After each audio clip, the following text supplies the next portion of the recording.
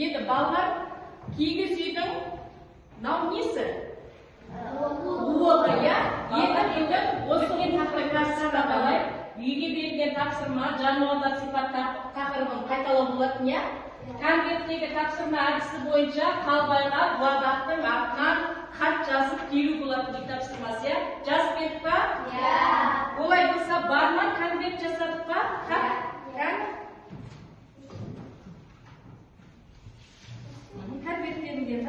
Ашып айтқым келгені ұстардың балапандарына тиіспе, оларға барынша қамқор бол, достарына жақсы үлгі көрсет. Дұрыс па? Үйге беруші. Қалай ойлайсыңдар? Хат дұрыс жазылған ба? Есіне арнап жазылған, иә? Енді бұл жерде нені өзгертуге болады? Алып қосарларың бар ма? Жоқ. Дұрыс па? Не ма? Жаман жолдас Ыбырай Алтынсариннің мысалы. Жаман жолдас деген. Есіңізге түсірейікші. Мысал, иә? Ыбырай Алтынсариннің жаман жолдас. Балалар білеміз, еді Ыбырай Алтынсариннің жаман жолдас естерінде болса, қазір ұмытып қалсаңдар, қараңдар, иә? Экранға назар аударыңдар. Ыбырай Алтынсарин жаман жолдас. Екіншісі аюды көрген бойы жаман ақылсының арасында екінші рет тар жерде жолдасын тастап қашатын жолдас болмайды. Жақсы, тағы ақылды, мейірімді, сабырлы. Жақсы, иә? Аюдың сипаты бізде жақсы екен. Келесі бізде Маша мен Аю орыс ертегісі бар. Естеріңде бар ма? Ол жерде Аю қандай еді? Енді сол Маша мен Аюды еске салып айтып беретіндерің бар ма? Ертеде Маша болыпты, ол ата-әжесімен тұрар екен. Бір күні ол Машан құрбыларымен серуендеуге шығады. Сөйтіп жүріп жүргенде ол орманда адасқан еді. Сосын ол Аюдың бір үйі бар екен. Бірақ ол Аюдың екенін білмей, сол бір үйге қона тұрды. Сосын Аю келіп, сен неге менің үйімде жүрсің дейді. Сосын Маша, мен адасып кеттім. Маша бауырсақ пісіреді. Сосын оны себетке салып, менің ата-әжеме апарып бер дейді. Сосын Аю сыртқа шығып кеткеннен себеттің ішіне Маша да кіріп отырады. Сосын Аю себетті алып, ата-әжесінің үйіне тұрамын дейді. Сосын Аю отырып жеймін деп отқанда, оған себетте отырған Маша, жейме, мен саған айттым ғой, мен сені қарап отырмын дейді. Сосын Аю ішіне көзі өткір екен, қалай көріп отыр деп ойлайды. Сосын ата-әжесінің үйіне бара жатқанда иттер бар екен, иттер үріп, себетті ата-әжесінің үйінің алдына қойып кетеді де өзі қашып кетеді. Сосын Маша себетінен шығып ата-әжесіне оралады. Дұрыс па айтқаны? Бұл жерде Аю қандай? Ашулы, мейірімсіз деп, ызалы дейді. Енді екі Аюды салыстырсақ, жаңағы жаман жолдастағы Аю керісінше мейірімді.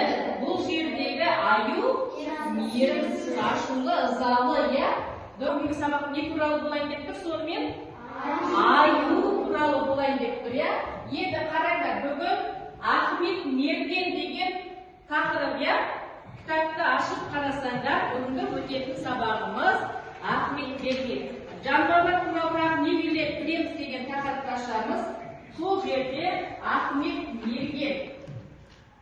Енді қазір бұны кинолента әдісі бойынша Ахмет ақсақал ертеңгі шайын ішіп отыр еді. Омарташы Оспан келіп отыр. ағайын маркетинг келіп, 2 жәшігімді шағып, жауабы жеп кетті. Сөздік, Мәнсос Мәлида Құсаны Әлет жер атауы. Дөңбек жуан ағаштың кесіндісі. Құланиктенің таңа табасын ауды ұмытпаңыз. Каналды келуді ұмытпаңыз. Кинолента әдісі бойынша Ахмет Мергенді көрдіңдер, иә? Енді кітаптан соны тізбектеп оқиықшы. Ерсін, басташы. Ахмет ақсақал ертеңгі шайды ішіп отыр еді. Омарташы Оспан кіріп келді. Өңінде абыржу бар. Я Оспанжан, ертелетіп неғып жүрсің, деді Ахан. Қоңыр аюы келеді. Шетте тұрған жәшікті тасқа бір қойып, шағып, балын жейді. Атуға қорықтым. Атпағаның дұрыс болған, деді Ахмет. Өлтіре алмасаң, өзіңді мерт қылады. Құсақтың сары аюы кісіге шабады. Ал әлеттің қоңыр аюы болса, зиянсыз, момын, оны ату обал. Ақау, ол пәле шаруашылыққа зиянын тигізіп жатса, қалай шыдайсың? Өлтірмеу керек, деді Ахан. Сол маңайға келмейтіндей етіп қорқыту керек. Олай болса сол бір жөнге салып беріңізші, жарайды. Сол күні кешке таман Ахан омартаға келді. Аюдың омартаға келетін жолын, балық жеген жерін, суға сүңгіген орнын қарап шықты. Мұнан кейін ұзындығы 4-5 лаштай жіңішке кемді жіпті балауызбен сықлап алды да жүріп келе жатқан аюдың мойнына ілінерліктей етіп тұзақ құрды. Жіптің екінші ұшына үлкен дөңбек байлады. Құланиттеніп таң бозарады. Бастағанда үйдің төбесінде күзетте отырған Ахан мен Османның құлағына сыбдыр шалынды. Осы келе жатқан күтер қонағымыз болар, деді Ахан. Сыбдыр анық естіле бастады. Бір кезде салдыр-күлдір дыбыс шықты да аюдың ақырған дауысы естілді. Тұзаққа ілінді, деді Ахан. Ызаланған аю секіріп барып, соңынан қалмай жүрген дөңбек томарды құшақтай алып лақтырып жіберді. Ауыр дөңбек мойнындағы тұзақты шұға тартып, аюдың өз қалпақтай ұшырды. Аю атып тұрып дөңбекке өшіге ұмтылып тағы да лақтырды. Өзі де мұрттай ұшты.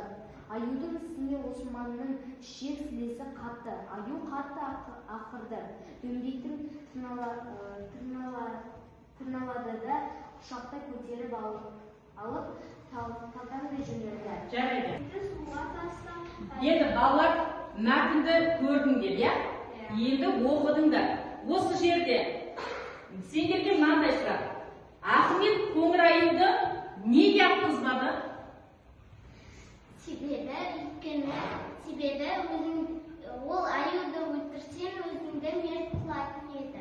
Я, оны атқан кезде өлсе жақсы, я? Өлмесе өзіне шабуыл жасайтын еді. Енді Ахметтің мергендігі оқиғаның қай сәтінде көрінді? Ахмет кеңі жіпке балауы жағып, тұзақ құрды. Сол тұзаққа аю ілінді ма? Ілінді, я? Жарайсыңдар.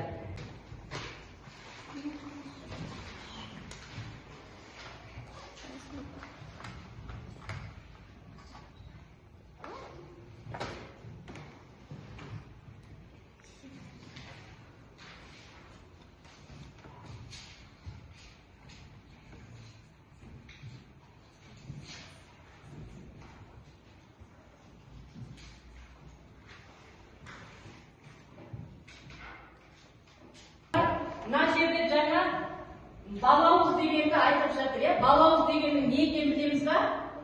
Ол балауыз деген араның безінен бөлінетін зат екен. Адамдар ежелден оны шырақ жасауға қолданған. Таныс па мынау? Свеча дейміз, иә? Арақша шырақ. Мынау аюдың міне безінен бөлінген, иә? Балынан безінен бөлінетін зат екен. Содан осындай шырақ жасауға болады екен, ежелден қолданады екен. Түсінікті ғой, иә? Балауыздың не екені. Аю патша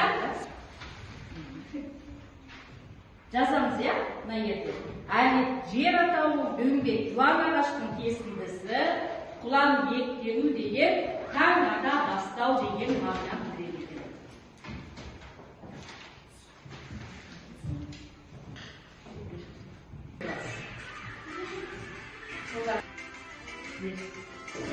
Аюға тән сипаттау сөздерді табылғашы. Не істеді? Аю не істеді? Ақырды, қорбандады, талқандады, тағы? Ашуланды ғой, я? Жынданды демек, ашуланды. Енді осы сөздерді қимыл қозғалыспен көрсетейікші. Қалай ақырады аю? Ұлдар? Қалай ақырады? Деп айтылады, я? Ашуланды. Талқандап бүйтіп қорбан етіп жүреді аю деген, я? Енді осы мәтінді қандай бөліктерге бөлуге болады? Айтады. Қандай? Басы, ортасы, соңы. Иә, басы, ортасы, соңы деп мәтінді бөлеміз, я? Енді басы қалай бастау бірінші бөлікке қандай қоюға болады? Айтады. Оспанның атадан көмек сұрап келуі. Иә, оспанның атадан көмек сұрауы, я? Екінші бөлігіне қандай қоюға болады? Екінші бөлікте. Аюдың тұзаққа түсуі, я? Тұзақ құрды ғой. Енді соңында соңғы бөлікке қандай? Аюдың қорққаны. Я, аюдың қатты қорқуы, я? Дұрыс айтады. Ал, балалар, енді осы жерде әңгімеде Ахметтің орнын араларымен ауыстырып, мәтінді өзгертіп көрейікші оқиға. Аюдың орнына.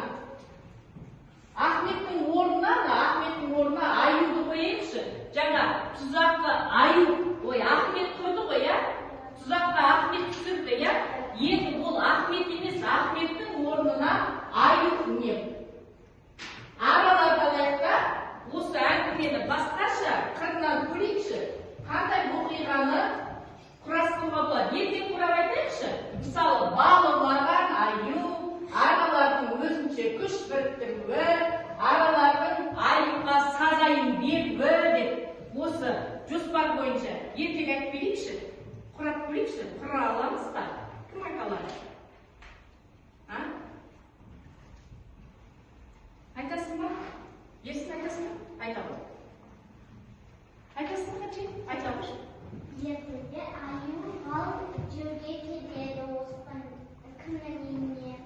Сөйтіп ол аралар оның бал жүргенін біліп қояды да, сөйтіп аралар өздері бірігіп күш жинап ақылдасады. Сөйтіп аю жеп атқан балының қасында тұрғанда, сөйтіп күнге аралар шабуыл жасайды.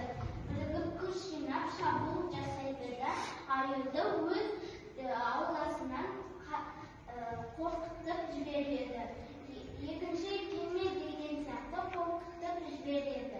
Енді қалай шабуыл жасайды аралар? Не істейді оған? Шағады. Я, жабылып бәрі шағады, сөйтіп қорқытып жібереді, я? Енді балалар сабақ түсінікті ма? Я! Түсінбегендерің бар ма? Жоқ! Енді мына жерде біз өзіміз түсіндік па, түсінбедік па, кері байланыс жасайық, я? Түсінсеңдер түсіндім, түсінбесеңдер түсінбедім деп мына жерде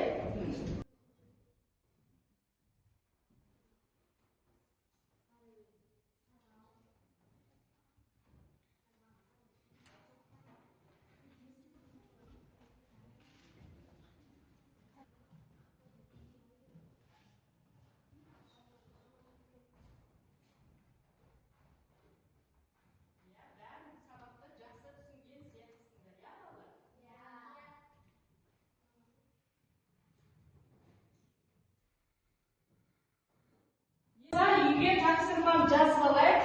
Мәтінді оқимыз, түсініп, одан кейін кесте берілген бізге, я? Қараңдаршы кітапты. Міне, 128-ші бетті қарасаңдар,